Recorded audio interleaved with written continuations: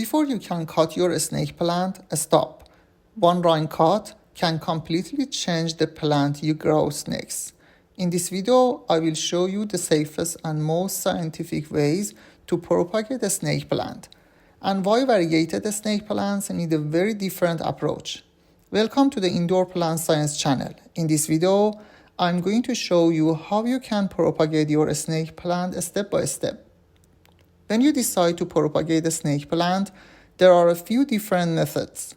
The first and most reliable method is splitting the plant into 2, 3, or even more separate plants and potting each one individually. When I say splitting, I'm talking about the rhizome.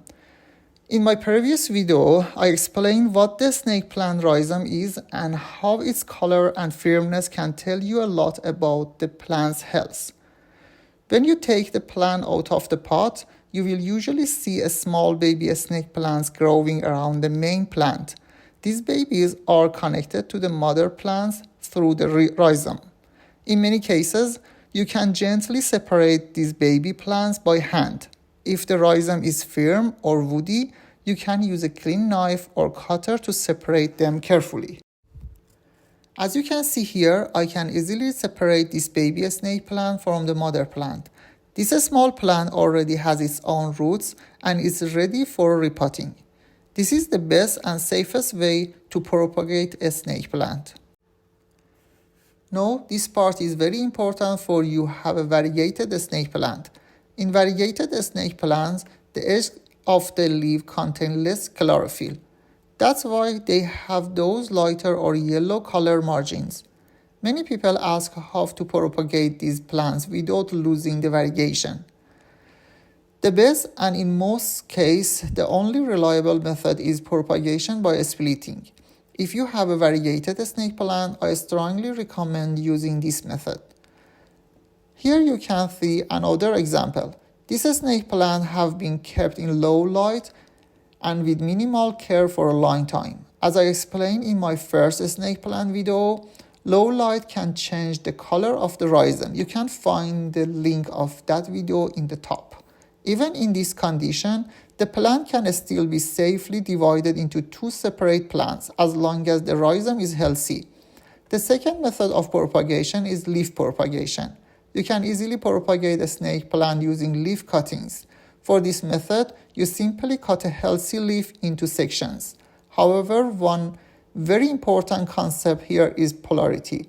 Plants always produce roots from the bottom of the cutting and new shoots from the top. To avoid mistake, I recommend cutting the bottom of the leaf in an angle shape. This way, you always know which side should go into the water or soil. If you plant the cutting upside down, it will not root and propagation will fail. Now, if you use a leaf propagation for a variegated snake plant, there is an important limitation. New growth usually starts from the green parts of the leaf that contain more chlorophyll. This means the new plant may grow completely green and lose its variegation. One experimental method is to remove most of the green tissue like V-shape and place only the variegated section into the water or soil. In some cases, new growth may start from the variegated area, but this is not guaranteed. That's why, once again, splitting is the best method for propagation variegated snake plants. For non-variegated snake plants, leaf propagation is very easy. You can cut leaves into 10, 15, or even 20 centimeter sections and place them in a sand or perlite or water.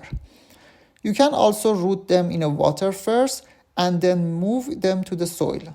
After about 30 days, you will start to see roots forming, and soon after that, a new baby snake plant will appear. If you found this information useful, please like the video, subscribe to the channel, and enable the notification bell to stay updated.